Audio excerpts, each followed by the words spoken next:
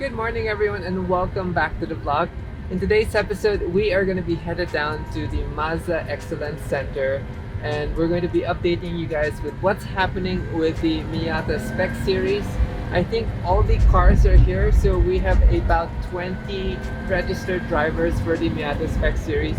It's going to be super interesting because it's a combination of some really good drivers and some really beginner drivers. So today's episode, we're going to show you guys what is going to go into the Miata Cup cars and then how they are built, and then obviously just discussing the functionality of each of the parts going in. I also did hire Gian Abadluca to help me film the cars and do the b-roll and create some time lapses for us.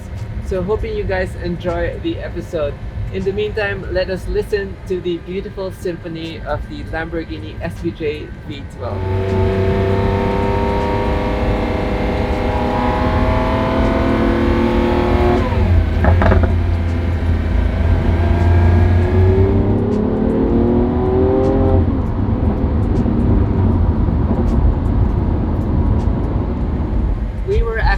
Here during the start of the year for the first MSCC meet, which was also a Miata Cup update, and this is where I actually did some donuts in the Forfait Speciale along with the Mazda Miata Cup car.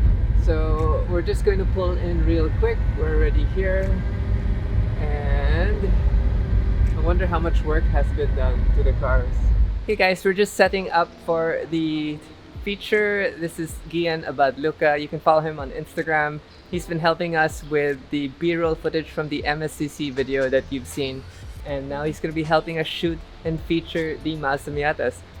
15 of the 20 Miatas are here, so these are technically the Spec 2 of the first variant, and some of them are the Spec 1, which is already with the owners. So we're gonna do an in-depth feature showing you the parts that are being installed in the car, why they're being changed. So Gian's just balancing his gimbal, and then after that we're gonna walk around and show you guys the assembly line for this process.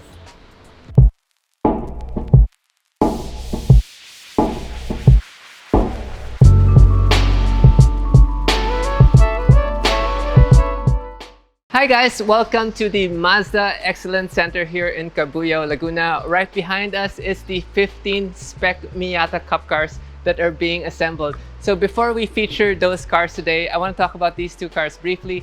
These are the cars that are already running and have been demoed to some of the clients for the Spec series. Now we're actually going to be campaigning both of these cars for the Kagitingan 2 and 4 hour endurance race this April 8 and 9. That's going to be super exciting, but for today's episode, we are going to be featuring the assembly process for the Spec Miata Cup cars. We're going to show you what parts they are installing into the car and what parts they are actually removing from the car. First things first, we're going to show you guys the things that you don't see during the assembly process. So we're going to be going underneath the car to show you the sway bar upgrades, the brake pads, and the brake lines. So these are all the safety features that we're adding to the car so that you guys can have such a fun time on track. So hopefully they remove a wheel for us so that we can see underneath. If not, we can reach crouch over. So Don here is going to remove our tire for us. Actually, we can see so many things that are happening here. We can see the exhaust upgrade, the coilovers, the brake lines, the brake pads, and then all the other things that are going underneath the car. So it's actually nice that we have a lifter to show you guys what's happening. This is the coilover that was selected by the club, and it's made from Cusco, Japan. So right now they've already set this and figured it out from the two demo cars in front of us. And over here we have the stainless braided brake line. So the stainless braided brake line will just allow us to have a more consistent brake feel and especially get rid of the spongy feeling when your brake fluid overheats. Over here, we have the new upgraded brake pad. As they showed us, it is the WinMax brake pad. Why did we do this? Because from our experience also, when you're tracking the stock pads, after maybe 6 or 7 laps, you can actually feel the fade of the car. So the cars will also be getting an upgrade with .4 racing fluid.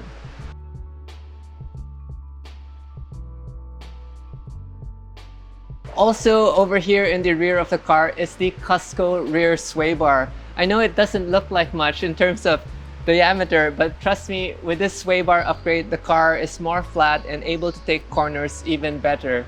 Lastly, underneath the car is the drift exhaust. As you can see here, the drift exhaust goes all the way up to the catalytic converter. Now, Mazda obviously will not remove the catalytic converter for emission reasons, so it's only until there, but it does sound really good. As you know, when we were doing the drifting video of the car, it's actually nice, deep, and bassy, and not too loud, not too obnoxious, but just enough so that you can enjoy the sound of the motor. So right now in front of the Miata Cup car, we have also the Cusco coilovers for the front, also the stainless braided lines, and then the WinMax brake pad. Now, when we used to campaign our Miata Cup car, we actually upgraded the front brake system to a StopTech big brake kit, but it was super noisy for road use. So unlike this setup will actually still be forgiving for road use and also track use. They have tested this pad already on the demo cars, just to make sure that they do last the amount of laps that we need during the race. So same thing with the front suspension. The sway bar has been upgraded to a Cusco sway bar. This one, on the other hand, is nice and thick compared to the original. Maybe later we can show you side by side right here. Thank you so much. Side by side right here. This is the original sway bar, and then I can see off the bat that the Cusco sway bar is just a little thicker in terms of diameter. I was just complimenting on how light the Mazda OEM sway bar is. This is insane. Now, according to Don, the Cusco sway bar is a little heavier because it is also much stiffer in terms of keeping the body flat from rolling. So thank you for this.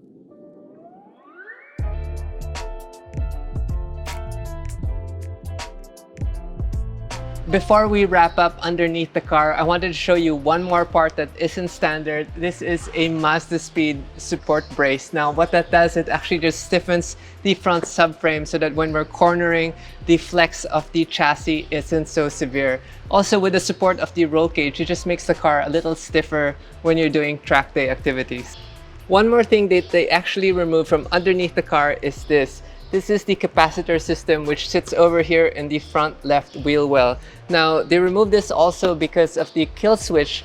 When we had this in our Cup car, we couldn't get the kill switch to work because this was still sending power through the system. Now, in its original stock form, this is for the iStop start and stop feature, but for racing, obviously we don't need it. Plus, it's a bit of a weight. I think it's about 15 to 10 kilos.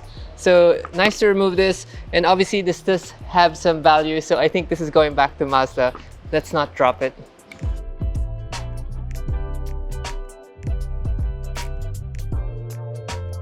Ladies and gentlemen, this is Steven Tan. He is the president for Mazda Philippines, and he's so gracious enough to show us the Cup cars today and open his facility so that we can feature the assembly process. How are you doing, Steven? Good, Angie. It looks It looks exciting. amazing. Yeah, I'm super excited. I found out number 5 is actually my car, so I'm gonna have extra feature for that. Your name on it, yeah. yeah. But thank you for allowing us to use the number 55 for the Kagitingan race. Yeah. Me and Gabby are excited to go with Windy and hopefully place.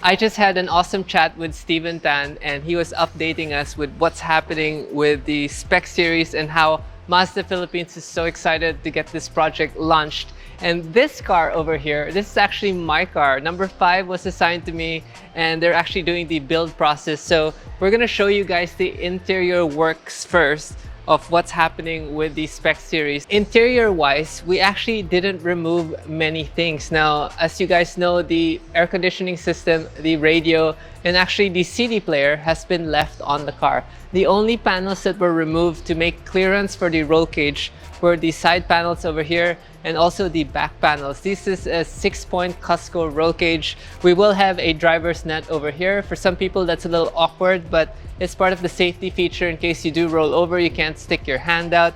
We do have the foam padding over here, especially for taller drivers like myself. I do hit my head sometimes on the roll cage. So actually, even when I sat down in the sports seat, I found it a little wide. So I'm wondering if I can add extra padding and cushioning to my seat just so that I don't move around during the race process. Also, because of the roll cage, we will be mounting the 4-point Sparco seatbelt from here all the way down. You see the Sparco steering wheel is on already, but we are missing the quick release adapter. Now, as for the shifter, that is stock. The pedals are also stock. And then the only additional thing that we've added to the interior is actually the kill switch. We're going to have one kill switch by the shifter, which is within the driver's reach. And then there'll be one kill switch on the outside bonnet, which is for emergency safety crew to reach. Also, I think we'll be adding a fire extinguisher somewhere. I don't know where exactly, but I know it's part of the safety features that is needed for the Cup race. So over here, we remove this panel because that was hitting the roll cage over here. And then as you can see, it's a 6-point roll cage because there's 6 points of contact from the back here, the side down there, all the way till the front. So the nice thing with the Casco roll cage, it clears the dashboard. So again, at the end of the series, in case you didn't want to go racing anymore, you can actually remove everything and put the car back to the standard form. Now, I don't know if you can see around the warehouse, there are boxes with numbers, and all these stock parts actually go into these boxes so that the owners have a specific set where they know later on, okay, like we can remove everything and put it back to the original in case you wanted an original car. But for me, I do like the Spec Miata form, especially as a road car, because all the parts that are actually installing are the bare essentials that I would need to make the car handle faster, tighter, and then just make it more responsive overall.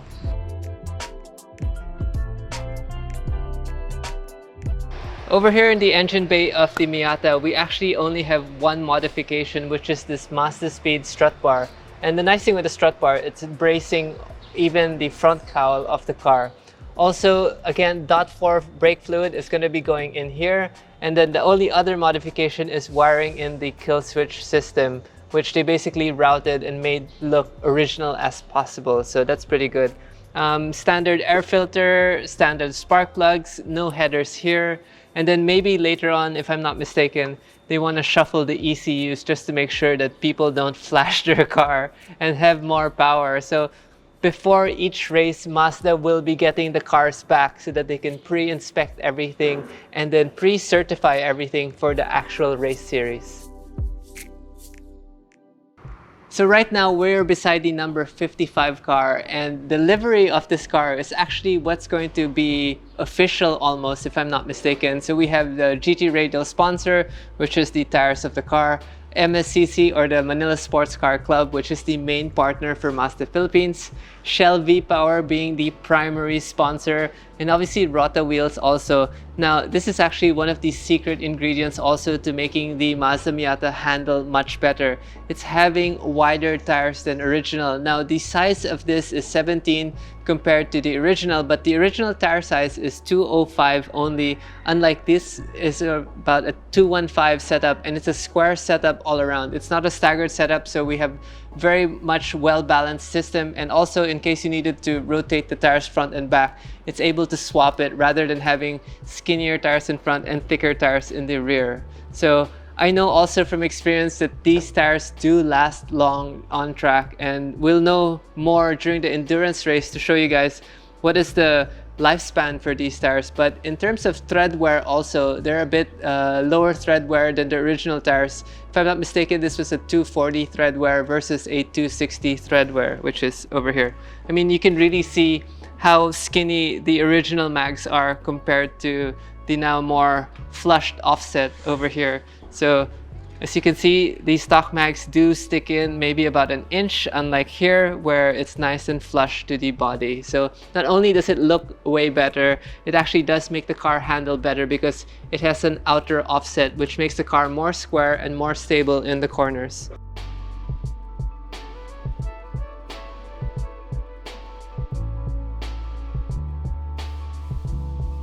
There's something about being here in the Mazda Excellence Center that really fills me with confidence and excitement to jump in one of these cars and go for a drive. I can't wait to be racing with my fellow race drivers. Seeing these cars being transformed from stock ordinary Miatas to the local Spec Miata series is so cool. watching the people work, seeing their pride and how much love and attention to detail they're putting into building these cars for us. Now let's go into some specifics. The race series has about 20 race drivers, and as far as I'm concerned, there's only one category, which means if you're a pro and if you're a novice, we're going to be racing in one category.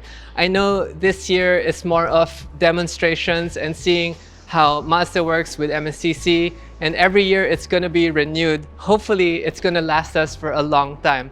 Now, I'm not sure if they're going to allow us to adjust any of the camber, rebound, and tire pressure settings.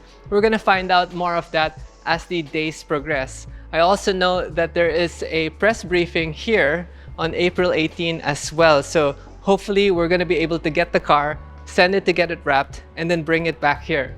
Now, if you guys want to join this race series, sadly, you have to wait till next year. All the Miatas are sold out and spoken for this year already, which means if you guys did want to join the series, you can inquire with Mazda Pasong Tamo. They will head you in the right direction, and then hopefully you can join this beautiful grid that you see right here.